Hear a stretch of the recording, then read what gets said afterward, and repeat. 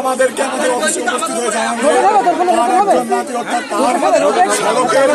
মেয়েকে দর্শন করা হয়েছে। আমরা শুনে তো হতবাক হয়ে যাই। সেখানে বলে যে ঘটনা থেকে 5 মাস আগে বাবা তুমি কাঁদতে কাঁদতে আমাদেরকে বলেন আজকে 5 মাস আমাদেরকে বিভিন্ন রকমের হুমকি দিয়ে দর্শককে সেভ করা হয়েছে। আমাদেরকে কোনো লিগাল অ্যাকশন নিতে দেয়নি।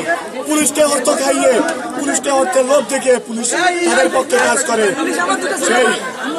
ওর নামে কি মামলা করছেন আপনারা? ওর নামে মামলা করেছে। ওর 1 মাস বয়স না হইতেই ওকে জামিন করে বের করে। আচ্ছা, তারপরে ওকে জামিন করে বের করে নিয়ে আসে। পরে আমাদের শুধু মারধর করে, ভয় টয় দেখায়, কেস মিটাতে হবে, শুধু হুমকি দেয়। তো পরশুদিন রাতে হুমকি দেওয়ার কারণে আমি বললাম যে এই আসামি কে জামিন করেছে। তো ওই অফিসে ওকে ডাক করলো যে কোন আসামিকে জামিন করেছে, তোমরা সবাই এক জায়গায় হও। যে সব উকিলকে এক জায়গায় হইলো, তো উকিলে বললো যে ওকে জামিন দিয়ে আমরা মহাপাপ করেছি, এই বিষয়ে মাপ দাও। আমাদের বললো আপনারা বাড়ি যান, সকাল 10টার সময় ব্যবস্থা করা যাবে। আমাদেরকে প্রোটেকশনে পুলিশ দেখেন কিভাবে হামলা করছে।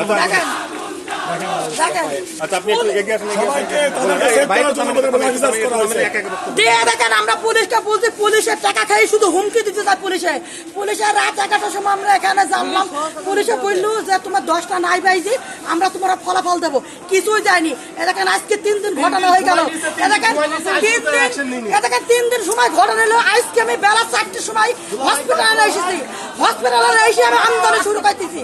আমি তো একটা মেয়ের মা, আমি বিচার চাই, আমি ফাঁসি চাই।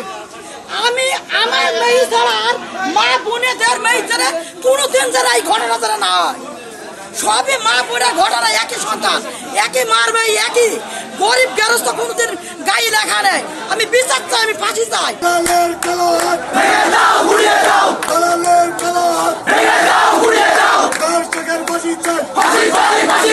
তুমি কে আমি কে, তুমি কে আমি কে। বাইজেতের বাপের নাম হচ্ছে কি জানো? বরকত। আর মেন অধিনায়ক হচ্ছে ওই মাসুম। এর গুরু হচ্ছে মাসুম। মাসুম হচ্ছে দোকানদার। কোথায় বাড়ি? ওই ওখানে বাড়ি, ওই আপনার গুচ্চুগ্রামে বাড়ি।